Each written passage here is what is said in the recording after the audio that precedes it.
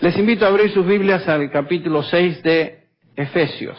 Nos encontramos ahora una vez más en Efesios, donde estamos estudiando la armadura de Dios para el cristiano, la cual Él ha provisto para nuestra guerra espiritual, que cada creyente se encuentra involucrado. Y ahora finalmente llegamos a la última pieza de la armadura, la espada del Espíritu. La espada del Espíritu, el versículo 17 dice: tomad el yelmo de la salvación, e inmediatamente, y la espada del Espíritu, explicación que es la palabra de Dios. Este pasaje que vamos a examinar en esta mañana tiene tremendas verdades, esenciales verdades para el cristiano y su lucha espiritual contra las fuerzas de Satanás. La espada del Espíritu entonces es un arma vital en esta guerra espiritual. Pero tristemente, existen millares de creyentes que tal vez tienen sus Biblias, dicen que creen la Biblia, tienen a su disposición esta espada de la cual vamos a estar hablando hoy, pero no saben usarla. Entonces, vamos en primer lugar a tratar de definir lo que es esta espada. ¿Qué es la espada? ¿A qué se refiere el apóstol Pablo cuando dice que debemos tomar esa espada del Espíritu? La palabra espada es la traducción de la palabra en griego makaria. Esta se refiere a una espada común que todo soldado romano llevaba ceñida a su cintura en una vaina. Ustedes sin duda han visto películas de soldados romanos con esa espada corta o dibujos de un soldado romano. Era la espada que el soldado usaba en un tipo de combate cuerpo a cuerpo. Esta es una espada relativamente corta, aproximadamente medio metro de largo, y era muy fácil de blandir o utilizar. Esta espada tenía que ser ágil en su uso. El propósito era dar al soldado romano, en este caso, la habilidad de defenderse en un combate con estocadas certeras y mortales contra el enemigo. Esta espada era, por ejemplo, la espada que llevaban los soldados romanos cuando nos dice en el jardín ahí, en Mateo 26:47, vinieron a llevarse al Señor Jesús. Dice el versículo 47, mientras todavía hablaba, vino Judas, uno de los 12, con él mucha gente con espadas, macarias, espadas cortas, dagas. Es otra interpretación de esa palabra también, de parte de los principales sacerdotes y los ancianos del pueblo. Era una espada que aún los civiles llevaban a veces, ese tipo de daga, ese tipo de arma.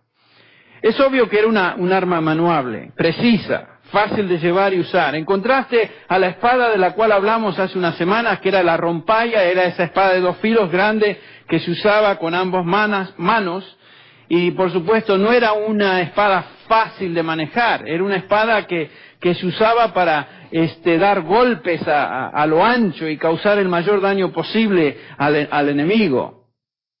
Alguien se estará preguntando, bueno, Henry, ¿por qué tanta explicación en cuanto a la diferencia entre una espada y la otra? Bueno, lo verán en un instante cuando veamos el uso de esta macaria, de esta espada a la cual Pablo se refiere acá en el versículo 17.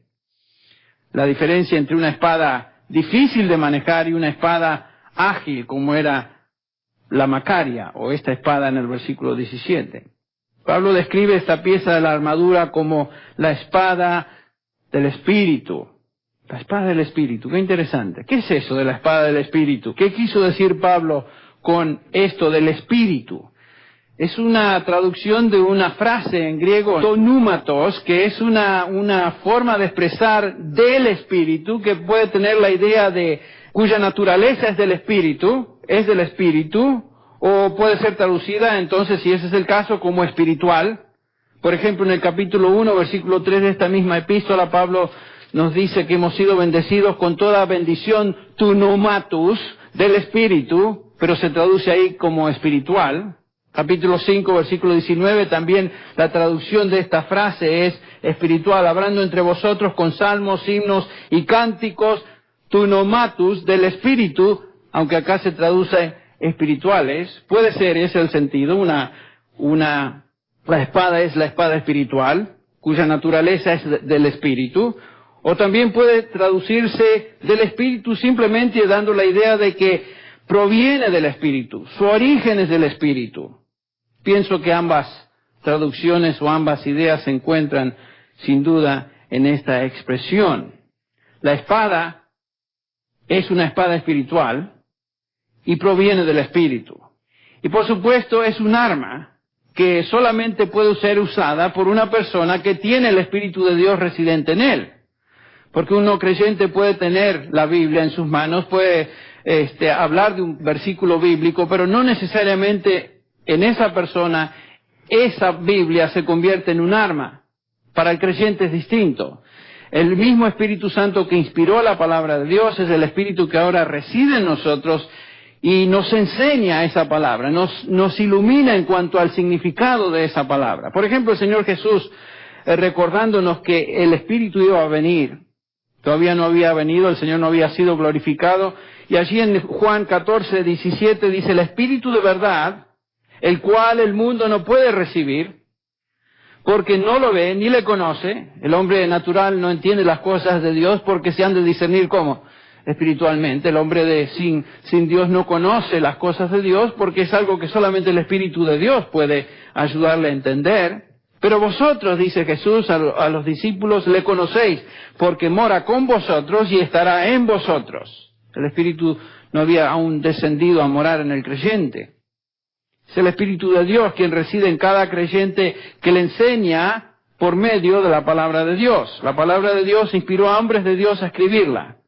El Espíritu de Dios viene en la vida de un creyente y ahora le enseña a ese creyente que realmente esta es la palabra de Dios. Tiene impacto en su vida, tiene significado en su vida. Ama esa palabra. Esa es la gran diferencia entre un creyente y un no creyente. Para el no creyente esto es leer como un libro de historia. No hay diferencia. Para el creyente es distinto porque el creyente tiene el Espíritu de Dios, que es el mismo Espíritu que inspiró a este libro, residiendo en él. Y por eso dice el versículo 26 de Juan 14, mas el Consolador, el Espíritu Santo, a quien el Padre enviará en mi nombre, Él, ese Consolador, ese Paracletos, os enseñará todas las cosas y os recordará todo lo que yo os he dicho.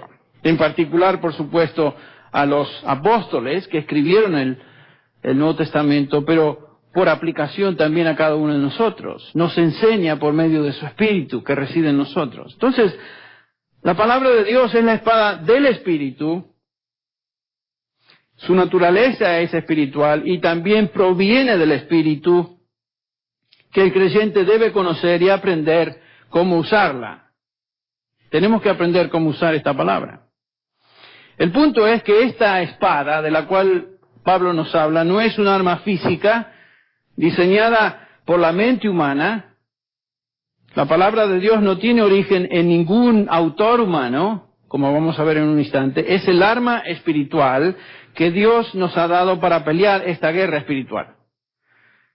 En 2 Corintios capítulo 10, versículo 3 y 4 y 5, dice el apóstol, pues aunque andamos en la carne, hablando del cuerpo físico, no luchamos según la carne, no luchamos con armas físicas, porque las armas de nuestra contienda o nuestra lucha no son carnales, sino poderosas en Dios para la destrucción de fortalezas, destruyendo especulaciones y todo razonamiento altivo que se levanta contra el conocimiento de Dios, y poniendo o trayendo todo pensamiento cautivo o en cautiverio a la obediencia de Cristo. Las armas nuestras no son físicas, son espirituales.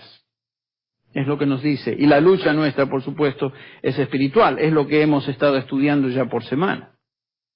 Ahora, cuando llegamos a Efesios 6:17, el apóstol específicamente nos dice que la espada del Espíritu es la Escritura. Es la palabra de Dios. Por tanto, como cristianos tenemos que conocer esta palabra, ser expertos en el uso de esta espada. Porque como dije, de nada vale tener la espada si no sabemos usarla. Y debemos usarla, por supuesto, en el momento apropiado durante el conflicto espiritual. Y no hay sustituto para esta pieza de la armadura. Tenemos que diligentemente dedicarnos a entender y estudiar la palabra de Dios. No hay sustituto. De todas las armas presentadas en esta lista, es la única que posiblemente podríamos decir tiene un aspecto ofensivo. ¿Notaron ustedes? Todas las demás son defensivas. La palabra del Espíritu, la espada del Espíritu, es defensiva, pero también ofensiva, como vamos a ver. Entonces es imprescindible que estemos familiarizados y seamos expertos en el uso de esta poderosísima arma que Dios ha colocado en nuestras manos. No sé si ustedes a veces se dan cuenta lo que tienen en sus manos. Yo creo que a veces damos mucho por sentado como creyentes. Ni siquiera tomamos conciencia del tipo de arma que Dios ha puesto en nuestras manos. Por ejemplo, fíjense algunas de las afirmaciones que la Biblia misma hace acerca de sí mismo. La Biblia declara sin lugar a duda que Dios es su autor. No es un libro cualquiera. Segundo de Timoteo 3:16, toda escritura es que inspirada o exhalada de Dios, del mismo aliento de Dios. Toda escritura, que incluye el Antiguo y Nuevo Testamento, es de Dios, viene de Él. Pedro nos dice allá en su segunda epístola, capítulo 1, versículo 20, pero antes de todo sabed esto, que ninguna profecía de la Escritura es asunto de interpretación personal. Pues ninguna profecía, dice Pedro, fue dada jamás por un acto de ¿qué? De voluntad humana. Nadie se sentó y de su propia inspiración, como algunos hacen, y escriben una canción, una poesía, un tango, lo que sea, de mi propia inspiración. No fue así. Todo hombre de Dios que escribió la palabra de Dios no fue motivado por su propia inspiración, sino que, dice Pedro, sino que hombres inspirados por el Espíritu Santo, movidos por el Espíritu Santo, soplados por el Espíritu Santo, hablaron de parte de Dios. La Biblia también declara ser infalible, ¿saben? Y sin error. El Salmo 19 que acabamos de leer, el versículo 7 nos dice que la ley del Señor o la ley de Jehová es que perfecta. No hay nada que agregar, no hay nada que quitar, no hay nada que mejorar, es perfecta. La Biblia, ya que su autor es Dios, es perfecta. Dios es perfecto. También la Biblia declara ser completa en su revelación. No tenemos que agregar cosas a la Biblia. Todo lo necesario en cuanto a nuestra fe, en cuanto a nuestra conducta, ya se encuentra revelado en la Escritura. Es suficiente. Se acabó. No más revelaciones.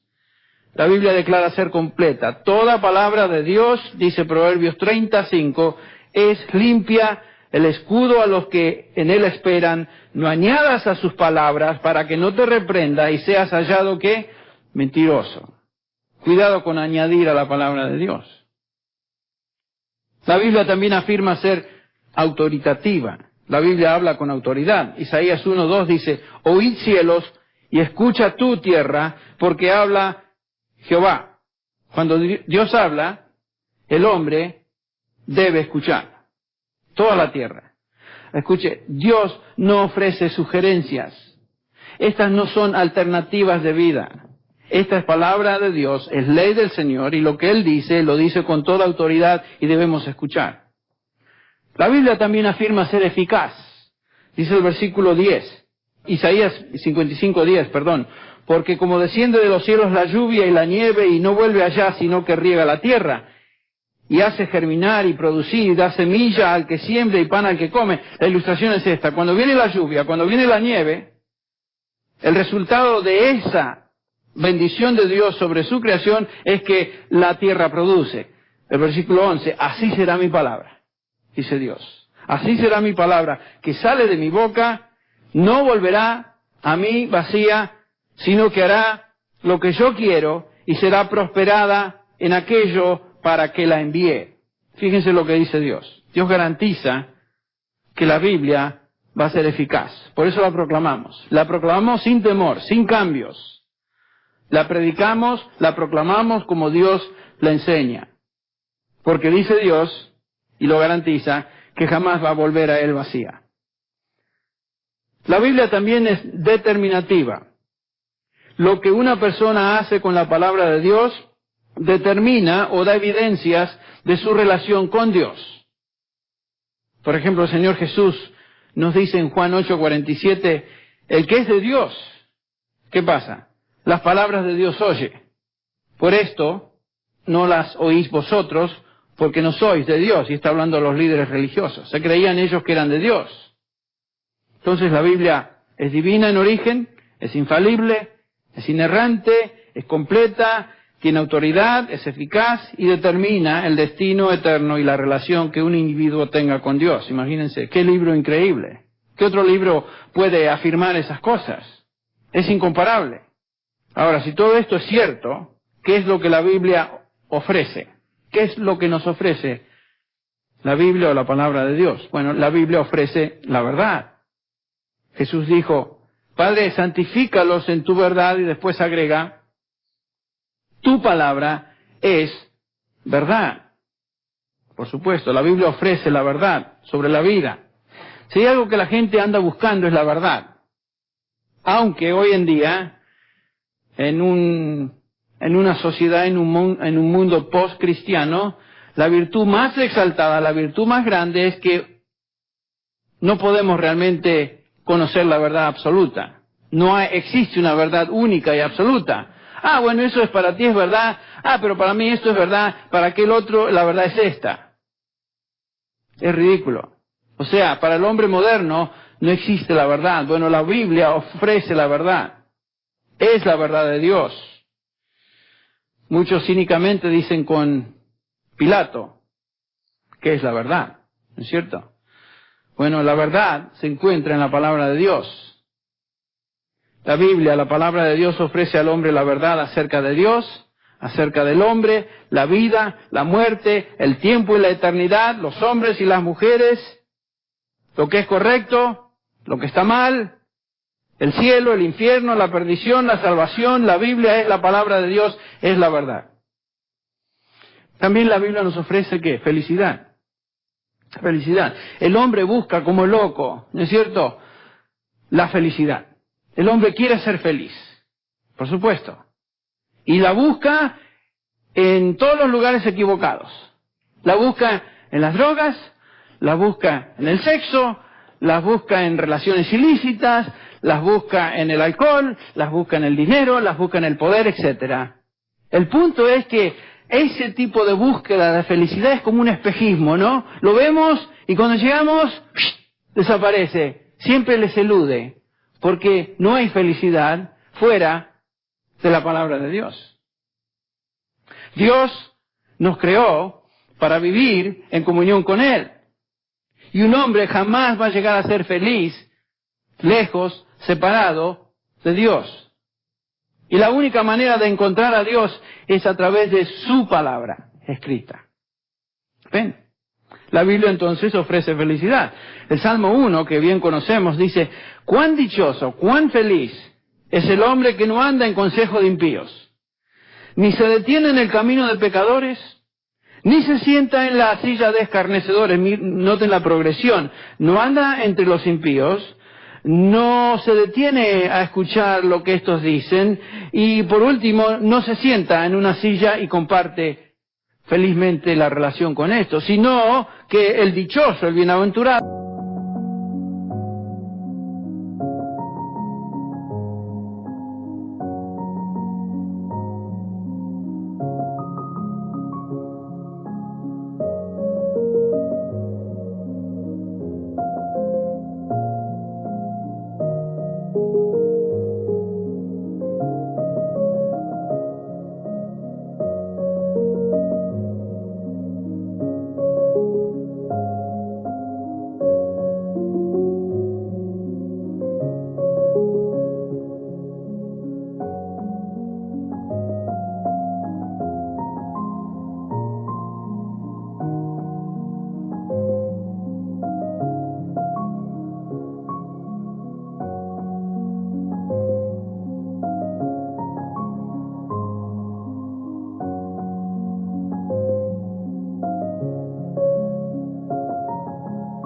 es que aquel en que la ley del Señor, en esa ley está su deleite, y en su ley medita de día y de noche. Este es el hombre feliz. Este es el hombre feliz. Lucas 11:28, el Señor Jesús dijo, antes, bienaventurados son los que oyen la palabra de Dios y la hacen o la guardan. ¿Ven? Entonces el bienaventurado, el feliz, es aquel que conoce a Dios a través de su palabra y obedece a Dios en su palabra. Cada uno de nosotros, cristianos, somos descritos en la Escritura como hombres y mujeres dichosos, ¿saben? Somos felices. Es triste ver a cristianos amargados, tristes, confundidos, porque realmente no son un buen testimonio de lo que Dios dice que son. Dichoso es el hombre que confía en la palabra de Dios y la hace. Ahí está el punto, ahí está la clave. No solamente escucharla, sino hacerla. La Biblia también promete crecimiento espiritual a los que se nutren con ella. Promete crecimiento espiritual. 1 Pedro 2:2 dice, desead como niños recién nacidos la leche pura de la palabra para que por ella, ¿qué? Crezcáis para la salvación. ¿Ven? No es cuestión de tener la Biblia y llevarla debajo del brazo. Por osmosis nada pasa. La única manera de crecer es si la bebemos, como la leche espiritual, para que crezcáis, dice Pedro, para salvación. La Biblia también es la fuente de poder espiritual. La Biblia ofrece poder. Algunos creyentes se acostumbran tanto a la Biblia, a venir a la iglesia, que no se dan cuenta que hay poder. Cantan del poder, hablan del poder, pero no saben realmente que sí realmente es poderosa. Hebreos 4:12 dice que la palabra de Dios es viva y eficaz, y más cortante que toda espada de dos filos, que penetra hasta partir el alma y el espíritu, las coyunturas y los tuétanos, y discierne los pensamientos y las intenciones del corazón. ¿Qué otro libro puede hacer eso? Ninguno. La palabra de Dios también es fuente de consolación. ¿Cuántas veces hemos estado en momentos difíciles, tristes de nuestra vida, y vamos a la palabra de Dios y encontramos ¿qué? Consuelo? Bueno, Pablo nos dice que ese es uno de los propósitos de la palabra de Dios. Romanos 15:4, porque las cosas que se escribieron antes para nuestra enseñanza se escribieron, dice Pablo, a fin de que por la paciencia, y escuche, la consolación de las Escrituras, tengamos esperanza. Parte del propósito que Dios dio, su palabra, es para que ésta nos consuele. Nos consuele. Por eso cuando leemos la Escritura, aún el Antiguo Testamento, y vemos lo que sucedió con el pueblo de Dios, lo que Dios hizo a través de ellos, nos anima, nos consuela, trae consolación, trae consolación. Cuando llegamos a Efesios 6, el pasaje que estamos estudiando, observamos que la palabra de Dios también entonces es fuente de victoria sobre el enemigo, victoria sobre el enemigo. Entonces la palabra de Dios promete victoria. Tiene poder para salvar al inconverso, poder para edificar a los santos, tiene poder para proteger al creyente del enemigo y penetrar el reino de las tinieblas. La espada del Espíritu, entonces, es un arma excepcional, es incomparable. Ahora, cuando pensamos en una espada, por lo general, pensamos en un arma ofensiva, como dije. Pero la espada tiene dos propósitos. Tiene un propósito defensivo y también otro ofensivo. Aquellos que hemos observado cómo las espadas se usan, obviamente la espada a veces se usa para detener el golpe de otra espada, de otro ataque. Pero también es un arma que se utiliza para justamente infligir daño en la persona con que uno está peleando, soldado opuesto, el enemigo. Pero veamos la capacidad defensiva de la palabra de Dios. En la Escritura tenemos varios ejemplos de la capacidad defensiva de la palabra de Dios. A menudo la palabra de Dios se usa para defendernos del ataque, insinuaciones y tentaciones del enemigo. Por ejemplo, ustedes recuerdan al Señor Jesús y la tentación de Jesús. Se describen dos evangelios. Evangelio de Mateo, capítulo 4, y Evangelio de Lucas, capítulo 4.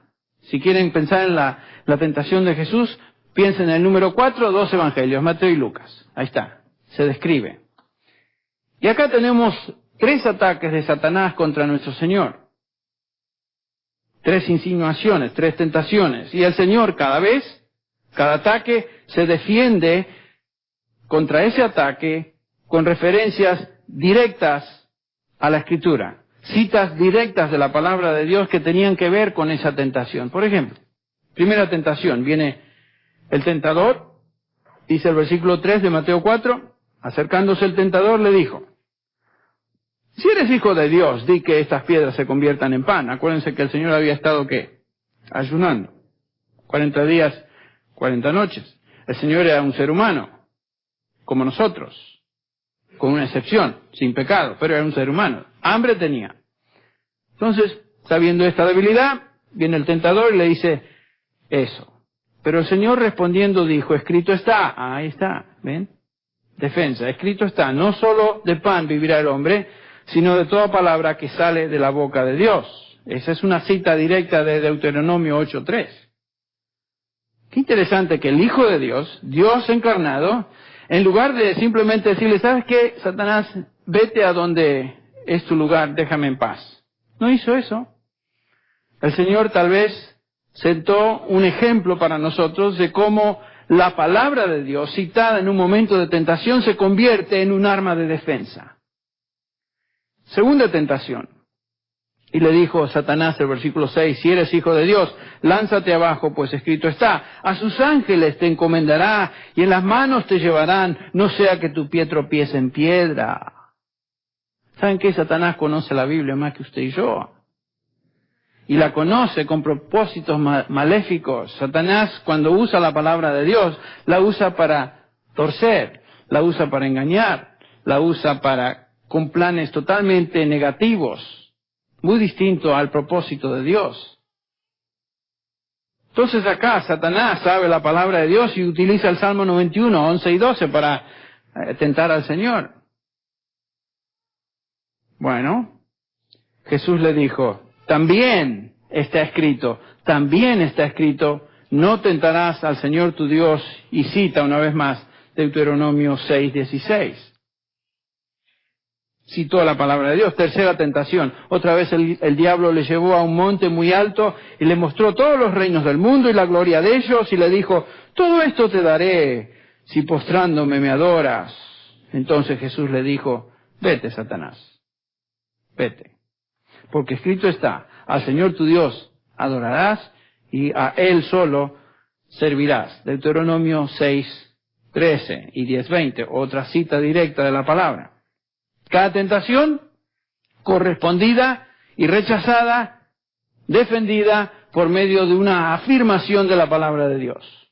Jesucristo usó la espada del Espíritu, que es la palabra de Dios, la macaira del Espíritu, la espada de combate, y la usó, noten, con mucha precisión.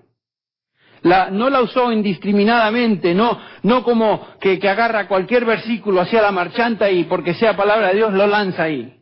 No, con certeza, directamente, rechazando esa tentación particular, con precisión.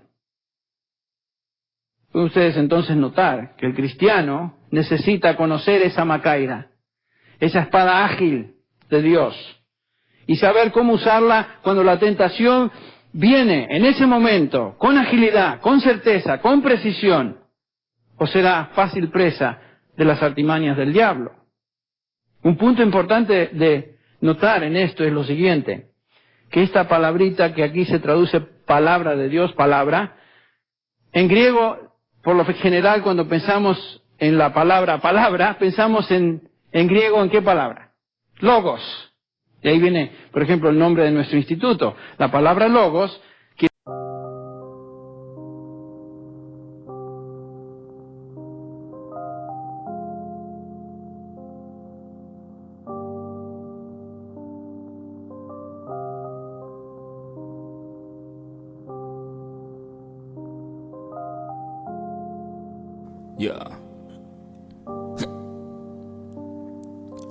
Khi say anh thường hay nhắc về em, mong khỏa lấp những u tối khoảnh khắc về đêm nghe lại bài ca ngày xưa cũ. Ta hát về nhau nhớ những giấc mơ ta từng ước, to tát về sau. Và đó là khi mà anh dần lụy là không làm chủ chính mình, thấy không gian trở nên tồi tệ, mọi thứ bao phủ chính mình.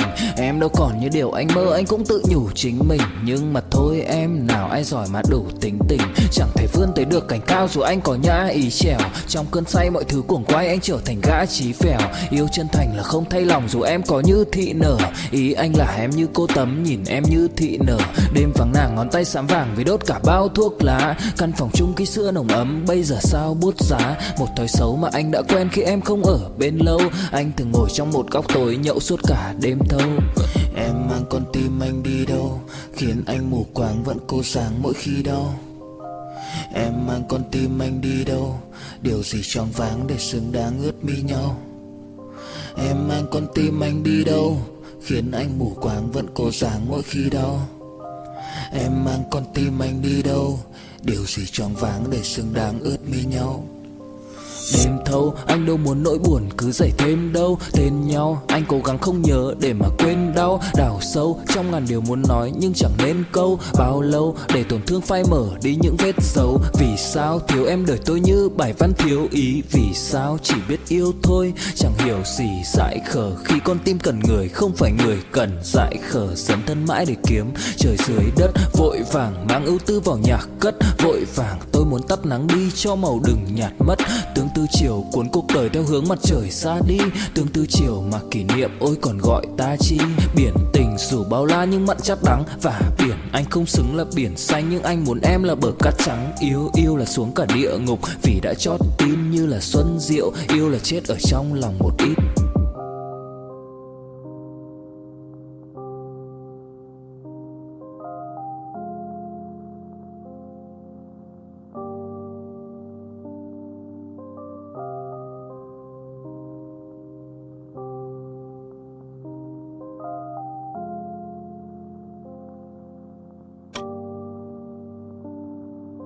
Decir palabra.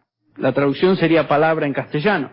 Pero esta palabra logos se refiere a la palabra de Dios en general. La palabra de Dios total. Sin embargo, en el versículo 17, aquí no tenemos la palabra logos, sino que tenemos la palabra rema o rema, que se refiere simplemente a una afirmación o a un dicho de Dios. Eso es lo que hizo Jesús.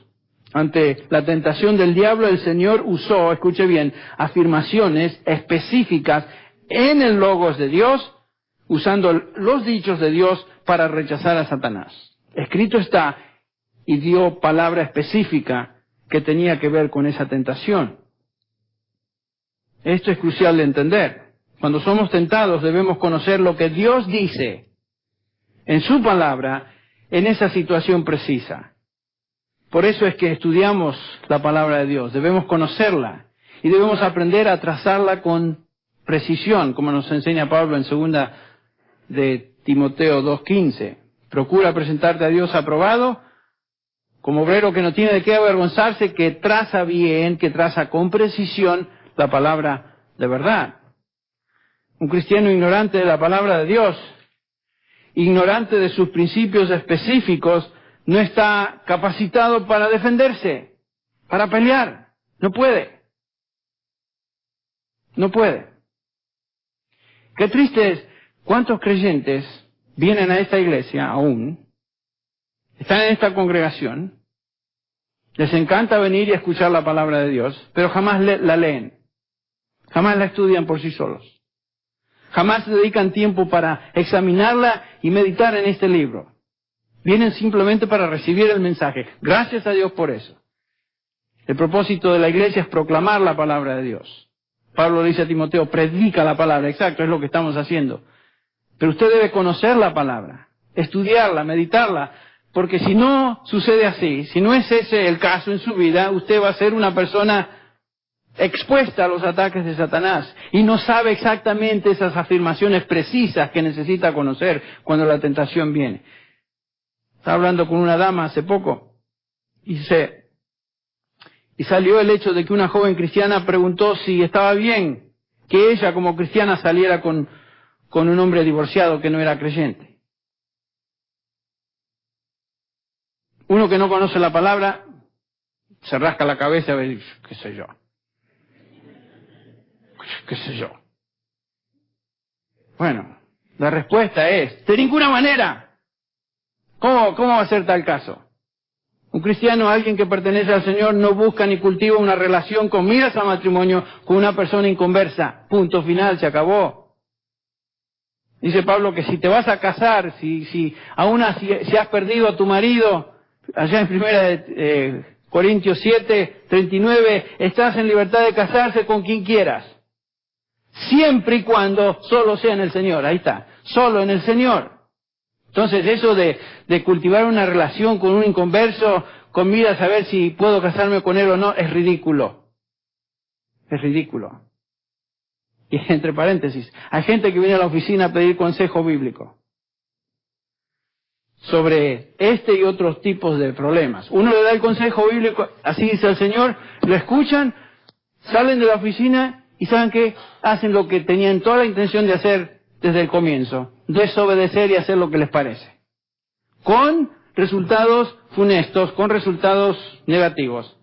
Porque siempre uno paga la desobediencia. Y hay creyentes que se llaman creyentes en esta iglesia que se dedican a hacer lo que quieren. Algunos de ellos que han recibido un consejo bíblico exacto y preciso ante una tentación particular, ya no están con nosotros.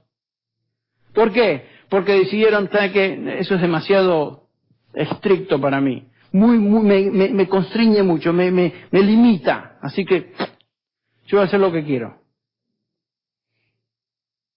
Solo un cristiano que conoce y obedece la palabra de Dios puede combatir con eficacia al enemigo. Ese es el punto. Primero de Juan 2.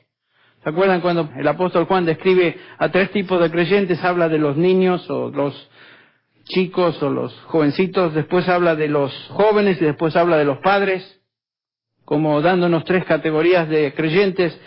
Dice, os he escrito a vosotros jóvenes porque sois fuertes y la palabra de Dios permanece en vosotros y el resultado es, habéis vencido al maligno. La única manera de vencer al maligno es teniendo la palabra de Dios en nosotros, permaneciendo en nosotros, lo cual quiere decir, la conozco, medito en ella y la obedezco. Eso es la palabra de Dios permaneciendo en uno. ¿Y cuál es el resultado? Victoria sobre el maligno. En segundo lugar, la espada del Espíritu tiene poder ofensivo. Nos defiende, pero también la podemos usar para infligir daño, penetrar el territorio enemigo.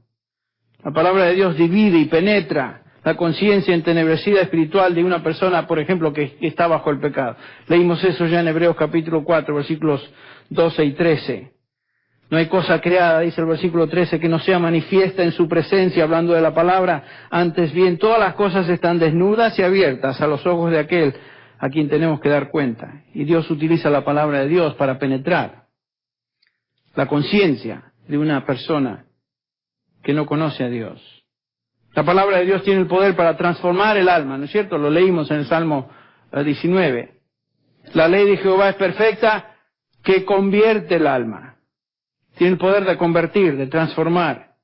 Cada vez que proclamamos la palabra de Dios y alguien se convierte, estamos penetrando en territorio enemigo. Y el arma que usamos para extraer a almas fuera de ese reino de las tinieblas es la palabra de Dios. La palabra de Dios tiene ese poder. Satanás va a tratar de hacer lo imposible para detener ese efecto. ¿Saben qué? Satanás sabe que la palabra de Dios es eficaz. Sabe. Y por eso hace lo imposible para tratar de destruirla. En esa parábola de Mateo 13:19, la parábola del sembrador, no vamos a leerla toda, dice, oíd pues vosotros la parábola del sembrador. Cuando alguien o alguno oye la palabra del reino y no la entiende, viene el malo. ¿Quién es el malo? Satanás. Y arrebata lo que fue sembrado en su corazón. El propósito de Satanás es arrebatar la verdad de alguien, la verdad de Dios en el corazón o la mente de alguien. Satanás trata de quitar esa semilla. El sembrador es el que proclama la semilla, es la palabra de Dios. Y Satanás busca destruir esa semilla. Por supuesto, gracias a Dios que aún en esta parábola nos indica el Señor que parte de la semilla cayó en en tierra buena y da fruto, da fruto. Muchos de nosotros somos el resultado de esa palabra que dio fruto. Pero Satanás va a tratar de hacer lo imposible para destruir la palabra de Dios proclamada. Y Satanás va a tratar de destruir o quitar de nosotros la palabra de Dios en nuestro corazón, aún como creyentes, para que le desobedezcamos. Entonces, la palabra de Dios, aún en términos ofensivos, la palabra tiene que ser utilizada también con precisión. Aquel pasaje que conocemos también, Romanos 10:17, dice, así que la fe es por el oír, y el oír por la palabra de Dios. Dice Valera, otras versiones dicen la palabra de Cristo. Bueno, ahí otra vez, no es la palabra logos, es la palabra rema. Es una afirmación específica y concreta, particular, acerca del Evangelio de Jesucristo. Eso es lo que está diciendo Pablo. No es cualquier pasaje. O sea, que alguien nos llama por teléfono y queremos ser testimonios de Cristo y le decimos, en el año 36 del reinado de Asa subió Baasa, rey de Israel, de Judá, contra Judá y fortificó Ramá para prevenir que nadie saliera o entrara en ayuda de Asa, rey de Judá. Palabra de Dios. Y el Señor promete que no volverá a mí vacía. Así que haz con eso lo que quieras. Pero esa es palabra de Dios. No, Pablo no está diciendo eso. Romanos 10:17 dice, así que la fe es por el oír, y el oír por la rema.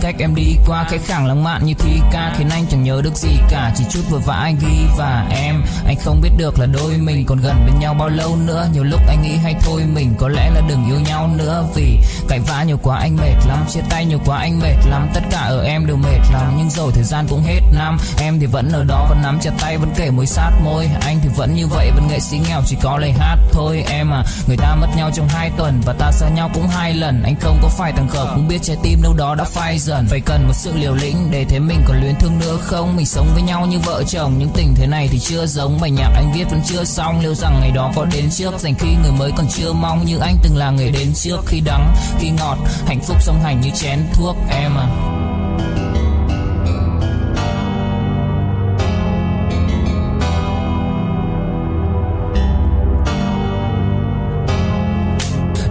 Nào cũng đơn giản, em ca từ anh chỉ mộc mạc, không cần quá nhiều điều cao siêu. Mọi thứ bắt nguồn từ gốc gác, không phải bông đùa hay chốc lát, càng không tự nhiên mà bộc phát. Là bao nhiêu ngày tháng suy tư và thể chẳng anh dần hốc hác. Em hâm em ngu si, anh âm thầm như cu ly, chỉ biết yêu em không chủ ý. Dù em nhạt nhẽo chẳng thú vị, khóe mắt của em là vũ khí. Nhìn em vui vẻ đã đủ cười, không dám xa đi sợ em lạc. Thằng khác nó tát cho ngu người. Nghe này, đây không phải nhạc của anh không lãng mạn thế này, không lấy từng tháng với nhạc của anh dành từng giây cho em đến khi mái tóc ngả bạc của xanh. Anh cũng không bệnh phải sống đến khi em nằm cạnh xác của anh. Yêu em là cách con tim anh tập đau, là cách linh hồn anh ngập máu, là cách tâm trí anh ngập sầu, nhưng cho cuộc đời anh ngập màu thần kỳ. Giận hờn có khi lại chân quý, những gì thượng đế đã sắp đặt, loài người cũng chẳng thể phân ly.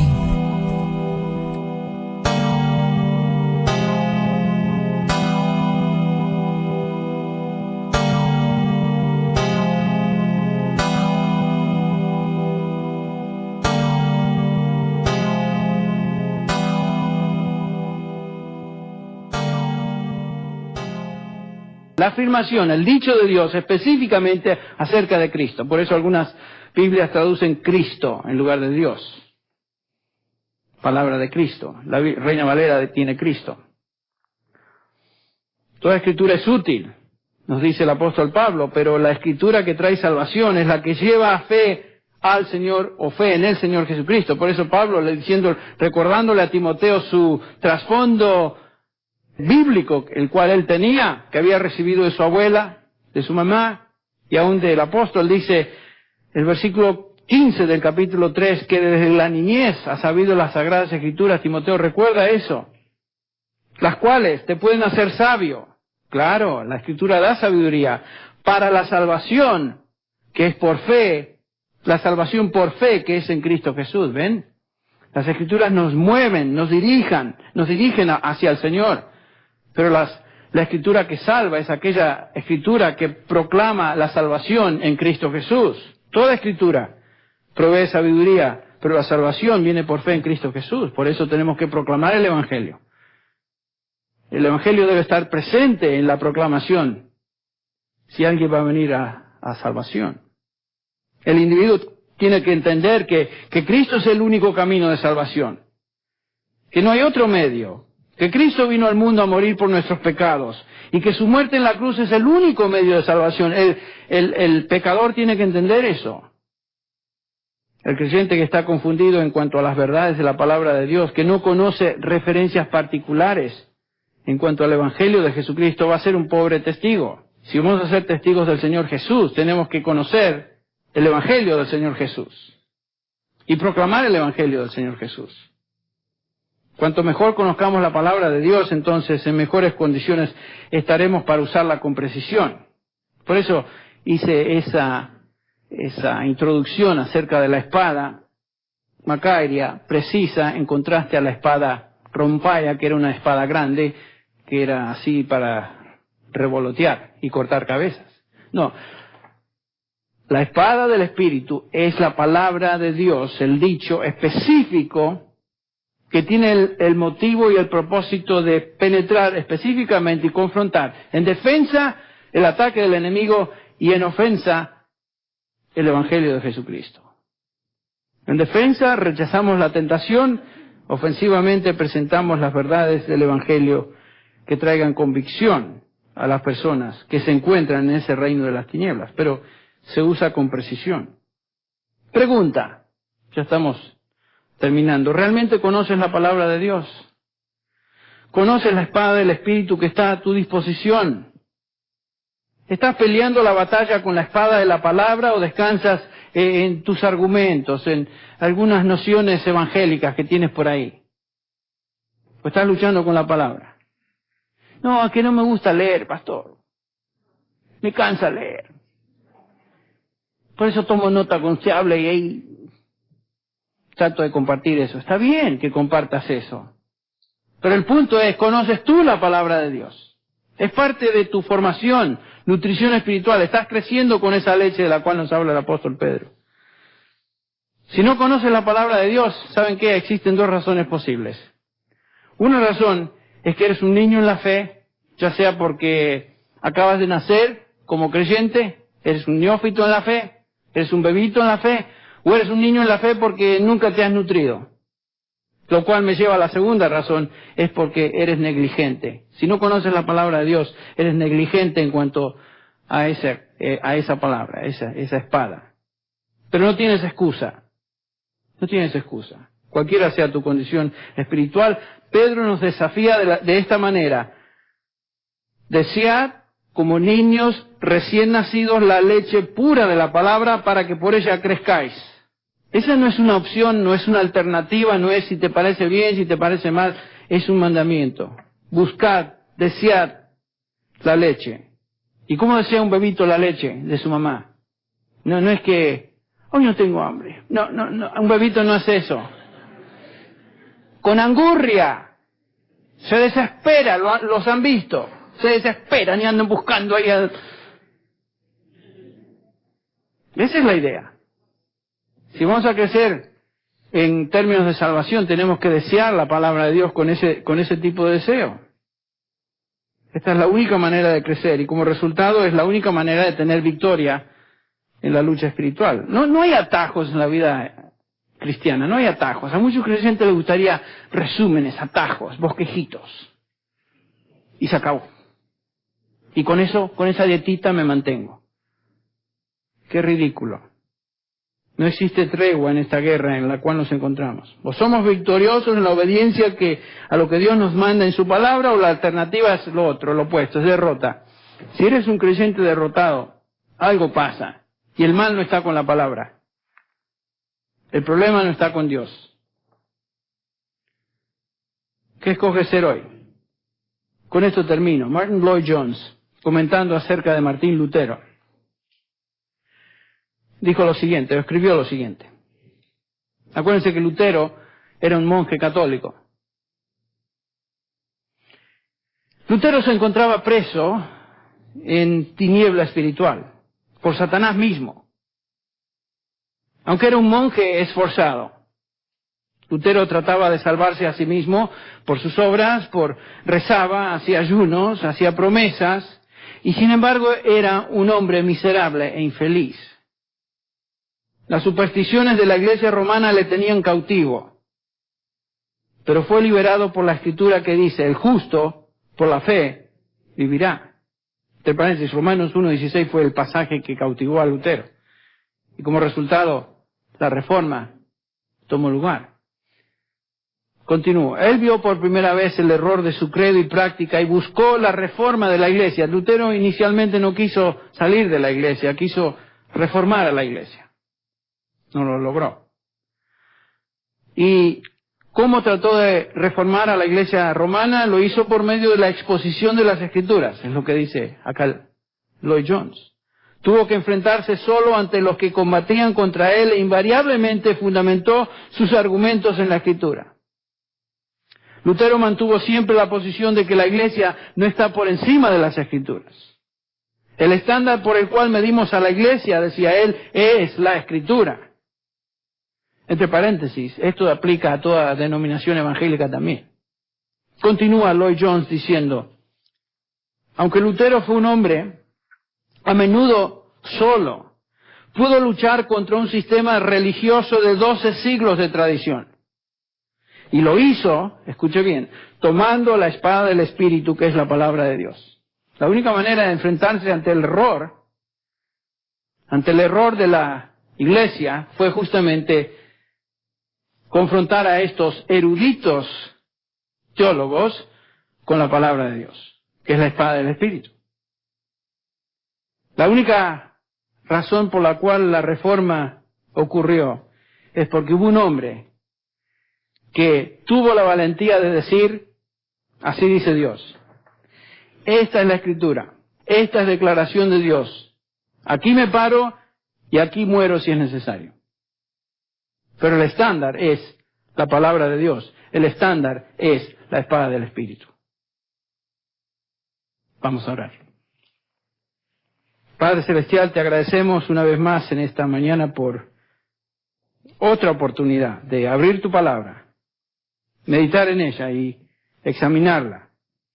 Y francamente, Señor, compararnos con ella.